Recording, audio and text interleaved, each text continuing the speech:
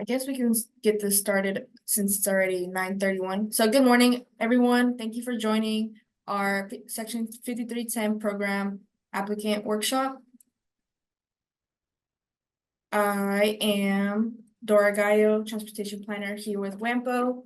Here's some information, like my phone number and email that we're using for this, for the 5310 program. So if you have any questions about call for projects, applicant support, project selection, and funding recommendations, you can definitely email me or give me a call. And then we also have Raven here. So I am Raven Alexander. I'm the Mobility Relations and Grants Manager for the 5310 project. And so once WAMPO is done kind of with the selection process and they provide me their funding recommendations, at that point, Wichita Transit will take over and I will provide the oversight, notify you of any awards, allocations. We will procure the vehicles. So all the fun stuff that will be turned over to Wichita Transit. So the program goal to enhance mobility of seniors and individuals with disabilities. And this is a Federal Transit Administration program, which aims to improve the mobility of seniors and individuals with disabilities by removing barriers to transportation service and expanding transportation mobility options. Here are some of the guidelines. So the Section 5310 program is a code reimbursement program. So local match requirements vary by project type. For example, vehicle purchase is 15% of net project cost. Capital projects are 20% of net project cost. Contracting may be considered a capital project. So it falls under 20%, and operational projects are 50% of the net project cost. These projects must be connected with the goals and strategies of the coordinated plan. And you can find that on our website. If you go to wampo.org/50-50 wampo-5310. You want to kind of go over the? I can. So something new this year with the vehicle request, we will not be offering the minivan as an option. So we will still have the paratransit vans that are often referred to as the cutaway vans, and then also the full-size van options. So what will happen is we have not posted those worksheets yet, only because we had a full-size van quote, but then found out that that was incorrect. So we are going to get those posted as soon as possible. But within that, we're not having as many options because sometimes it's a little confusing. And I know those that recently just kind of ordered, we went through some changes as far as vendors, different contracts, things like that. So we're trying to simplify this as much as possible.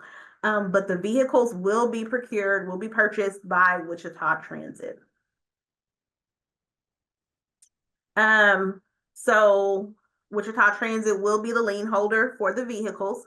We are doing the lien holder option only because when we tried the lease option, it prevented subrecipients from being able to go get their ADA placards.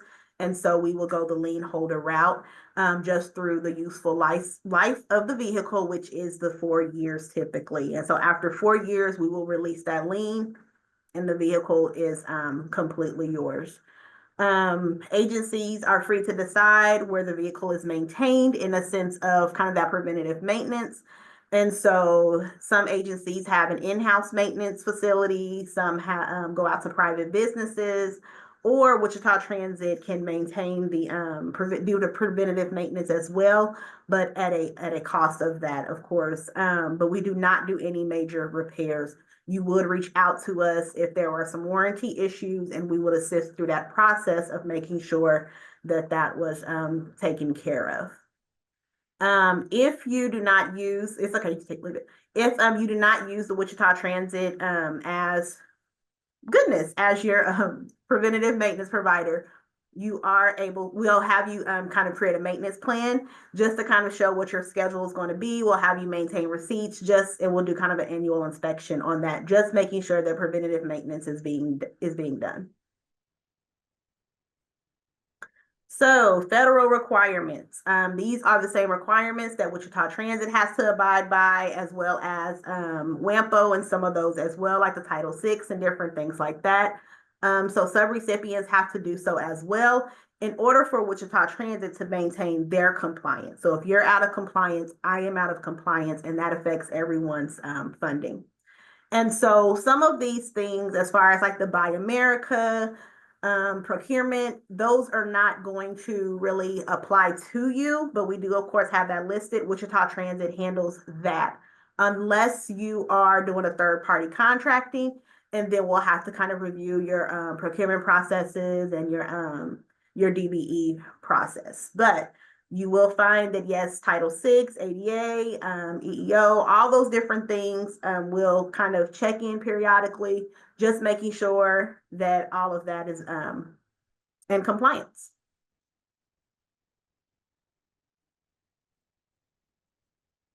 All right, so other requirements. This is going to be the link, and the PowerPoint will be posted, and these links are active. So if you go back in and download those, you are able to click in on those. That is the master agreement that we will go by. However, there's typically another one that'll be issued in 2025. So by the time we actually begin the funding period, we may be in the 2025 master agreement, but you're able to go in and review for the 2024. As part of the application, we are needing your unique identifiers and your SAMS.gov number. That is for our finance, being able to report basically financial information for the government, different things like that. So that is going to be important. If you are needing assistance with registering for that, if you do not have one, please reach out to me and we can kind of walk through that. But then there's also a link here in order to assist you with that. If you do not have one, you do want to begin that process early, because sometimes that takes a little while. So traditional capital projects.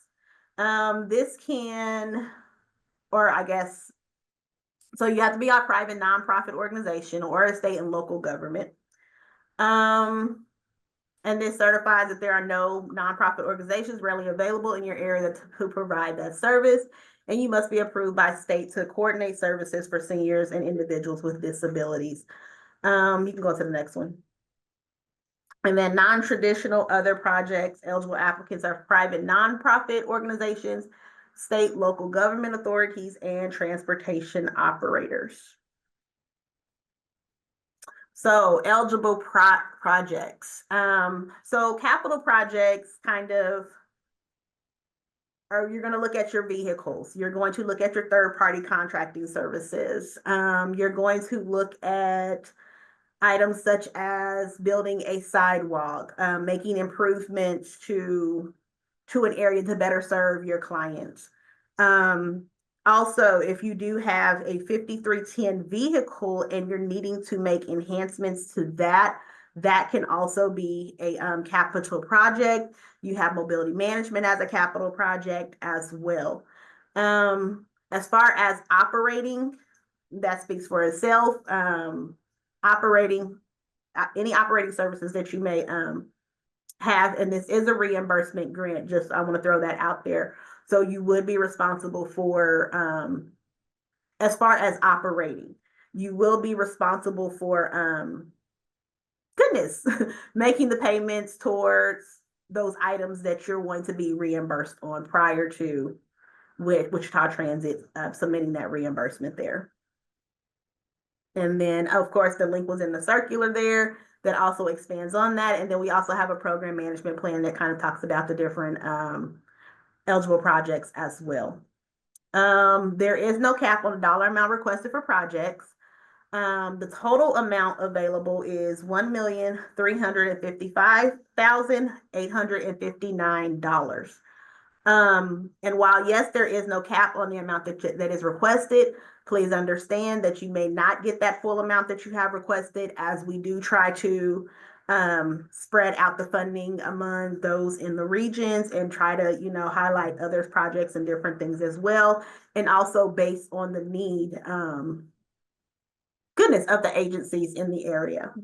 As far as traditional projects, it is a requirement of the FTA that we spend at a minimum of 55% on traditional projects, which is going to also be the capital projects. So from there, there is that grant administration. That's at 10% there. And so then, of course, there is that $474,551 dollars that is going to be used towards additional capital projects, or it can be used towards operating. But I have to at least hit that 55% minimum as regulated by the FTA. So public notice, of course, everyone is required to put out that public notice of their intent to submit an application. In the years past, we have created a joint public notice. And so that survey is going to be open through December 13th of 2024, or was it the 31st? The 13th. It's the 13th. Okay. Yeah. December 13th, 2024. And WAMPO does have a survey in order for you to let them know, yes, I would like to be a part of that public notice. If you do not meet that December 13th deadline, you will be required to make sure that a public notice is posted, and you will have to provide that verification if you have to do that on your own, and you would be responsible for that cost. Project submittals are due Friday, January 17th, 2025 by 5 p.m. And the program timeline is going to be July 1 of 2025 through June 30th of 2027. And so we anticipate the next call for projects after this round will be sometime in the fall, winter of 2026. Any questions so far?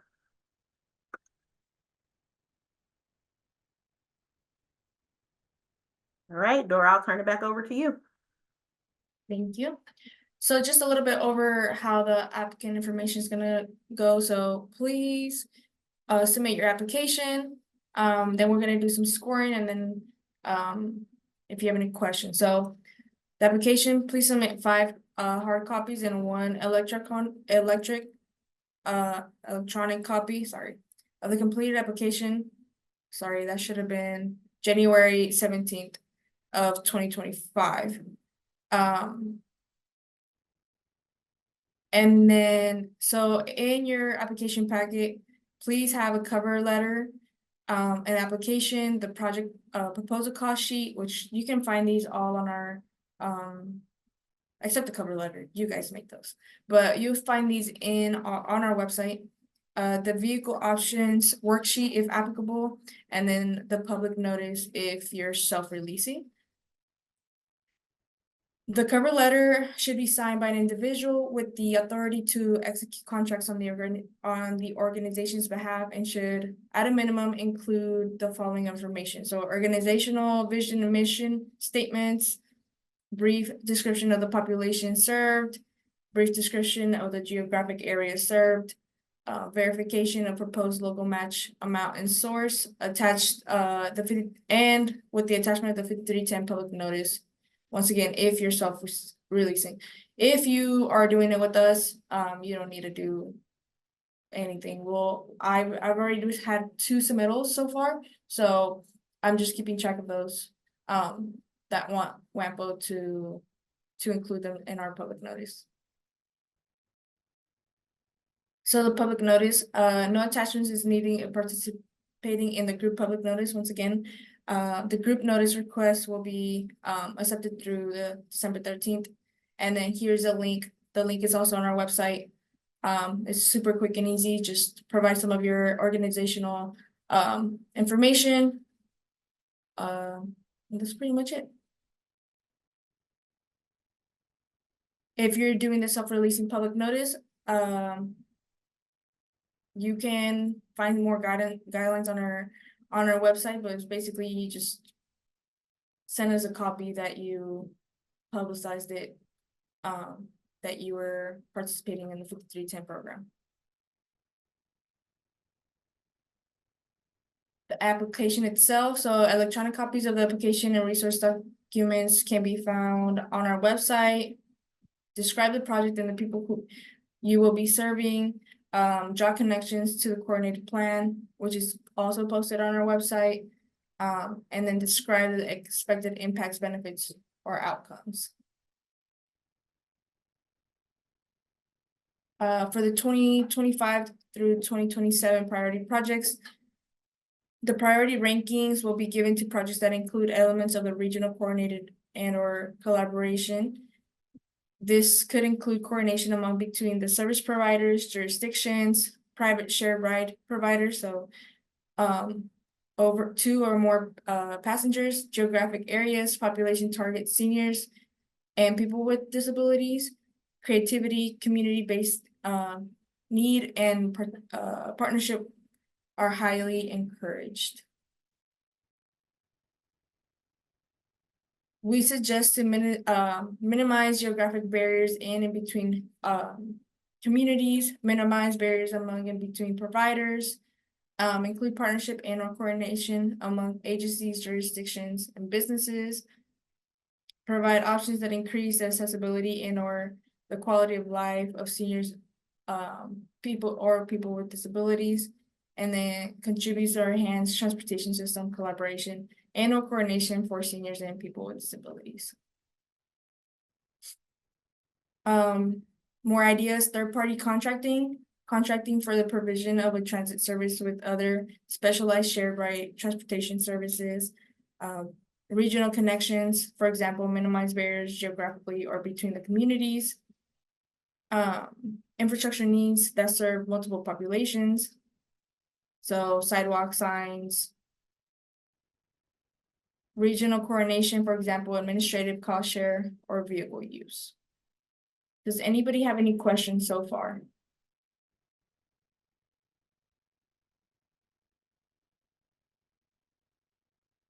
I see none. Once again, here's my information. You can contact me, you can call me.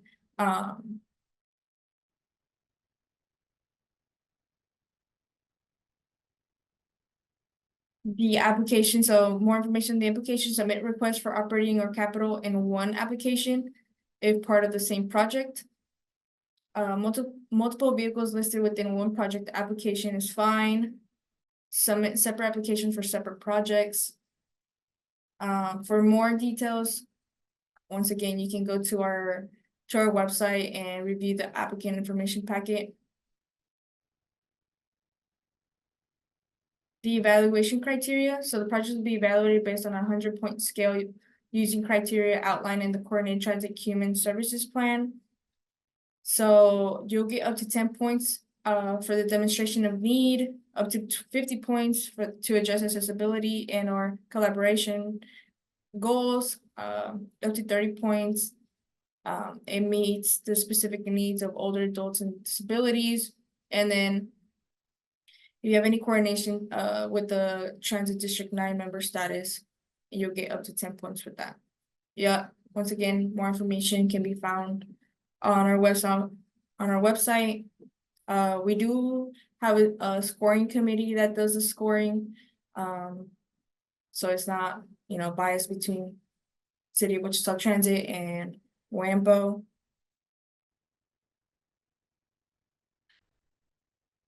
The demonstration of needs. So here's a little bit more details on how the scoring system works.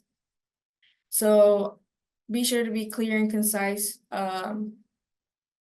within your description of need. Describes or estimates the number of people to be served by target population, so number of seniors, people with disabilities. Summarize the gaps between current conditions and desired conditions or wants. Connects to the community needs identified in the coordinated plan, and describes expected impacts, benefits, and/or outcomes. For accessibility and collaboration goals, the project that minimizes barriers to transportation for seniors and people with disabilities, and then projects that involved collaboration or coordination to support the transportation needs of seniors and people with disabilities. Specific needs, so it it meets the needs of seniors and people with disabilities. Projects could increase the ability to meet the following needs that are identified in the coordinated plan, which banking and shopping, retail, church attendance, employment, entertainment and civic activities, medical and therapy appointments, visiting family, other routine or specialized needs. And then coordinated transit district. This scoring is based on the organization's status as a coordinated transit district 9 TTD member in good standing or the commitment to participate and engagement for new providers. Any questions based on that information?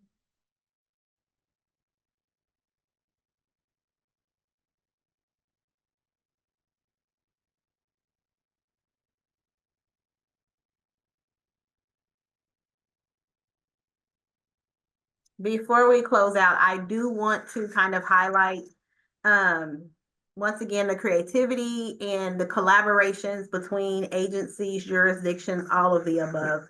I know that the medical appointments for jurisdictions and everyone kind of staying within their bubble, this would be a time to have those discussions, to collaborate, and maybe even submitting a joint application to be able to gain operating funds, to be able to cross over into jurisdictions, if that is what kind of a barrier is between some of the smaller urbanized cities. Like I said, we just really want to kind of stress the coordination of all of this, and it not necessarily always just being so individualized.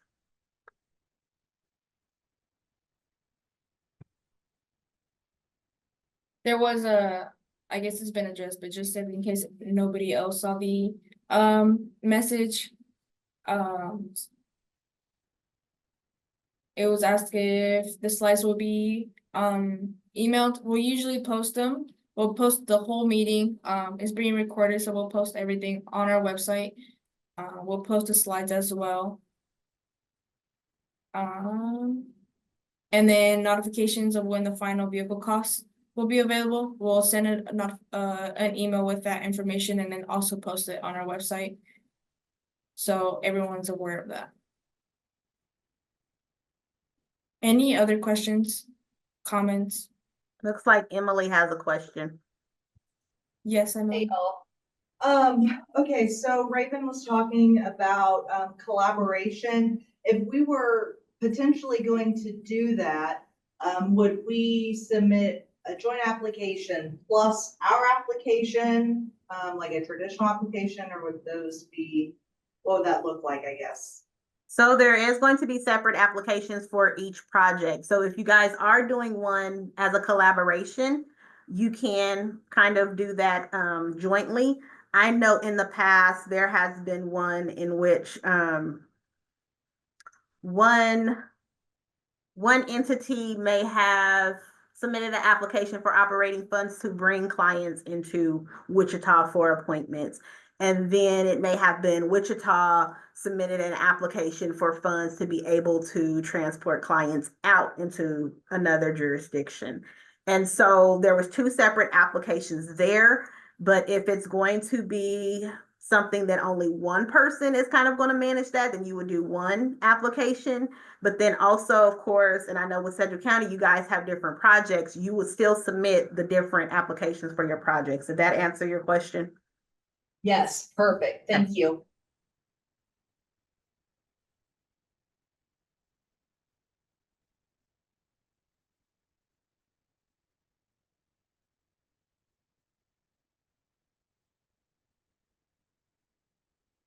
Any other questions?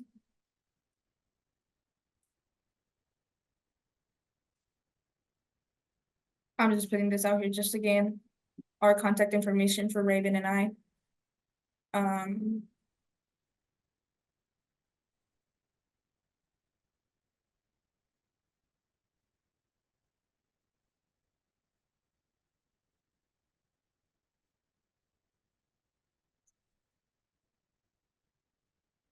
All right, as I guess you're going through the process, working on your applications, things like that, please feel free to reach out to either one of us. And we'll be sure to get responses back to you as soon as we can.